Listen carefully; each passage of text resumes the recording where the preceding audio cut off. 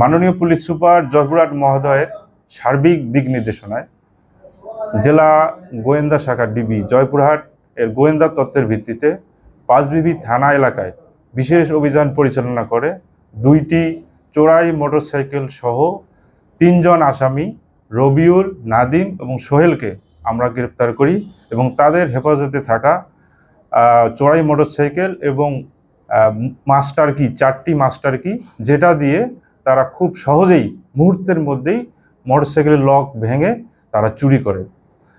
আমরা জয়পুরহাট জেলায় দীর্ঘদিন থেকে এই মোটরসাইকেল চক্র সক্রিয় হয়ে মোটরসাইকেল চুরি করে আসতেছিল।